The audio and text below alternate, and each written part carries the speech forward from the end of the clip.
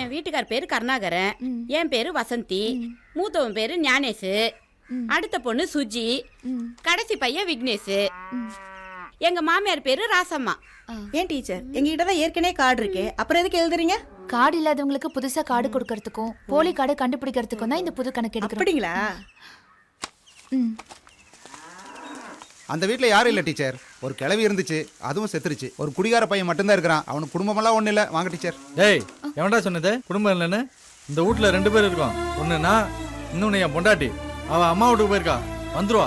எழுதுமா. Teacher, 8 வயசுல ஓடி போன அவன் மாமன் பொண்ணத்தான் அவன் பொண்டாட்டின்னு சொல்லிக்கிட்டு இருக்கான். இப்போதைக்கு எழுதிக்கங்க, இல்லைன்னா அடிச்சு போடுவான் வந்து.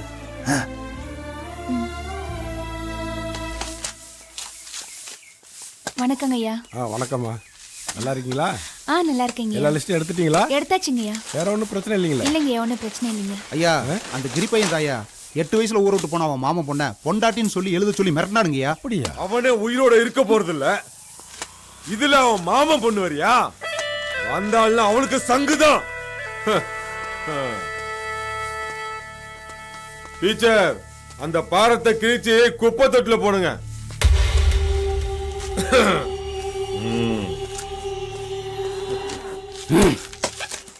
இருக்கிறவங்க பேரை எடுக்கிறதும் தப்பு, இல்லாதவங்க பேரை சேர்க்கறதும் தப்பு. அந்த பொண்ணு பேரை மட்டும் எடுத்துருங்க. அப்போ என் பேரை சேர்த்து எழுதுங்க. என்னம்மா சொல்ற? நான் இப்ப மேஜர்ப்பா, நான் ஓட்டு போடலாம்ல, அதனால தான் சேர்த்து எழுத மா, சொன்னேன். இது எலெக்ஷன் லிஸ்ட் இல்லம்மா, அது அந்த ரேஷன் கார்டுக்கு கணக்கெடுக்கிறாங்க. தெரிஞ்சுதானே சொன்னேன். என்னம்மா? சாரிப்பா, நான் தான் மாத்தி நினைச்சிட்டேன். சரிங்கய்யா, நான் கிளம்புறேங்கய்யா. சரிம்மா. டீச்சர், கோவில் திருவிழாவுக்கு எத்தனை நாள் லீவ் விட்டுருக்கீங்க? திருவிழாக்கு முன்னாடி ஒரு நாள், திருவிழாக்கு அப்புறம் ஒரு நாள், மொத்தம் 3 நாள் லீவ் விட்டுருக்கீங்கய்யா. ஸ்கூல் லீவுன்னு சொல்லிட்டு திருவிழாவுக்கு வராம இருந்துடாதீங்க. நீங்களாம் நம்ம வீட்டு விருந்தாளிங்க. அப்பா அம்மா சிநேகிதக்காரங்க எல்லாரையும் அழைச்சிக்கிட்டு ஒரு நாளைக்கு முன்னாடியே வந்துடணும். சரிங்கய்யா, நான் கிளம்புறேங்கய்யா. டீச்சர், ஓகேன்னு சொல்லிட்டு வராம இருந்துடாதீங்க, கண்டிப்பா வரணும். ஓகே.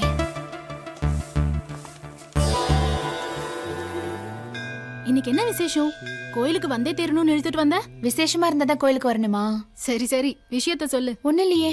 நானே உன் லவ்வுக்கு சப்போர்ட்டா ஃபீல் பண்ணும்போது நீ ஏன் நேத்து ஸ்கூலுக்கு போயிட்டு வந்ததுல இருந்து எதையோ என்கிட்ட மறைக்கிற? நான் ஒர்க் பண்ற ஊர்ல நாளைக்கு திருவிழா.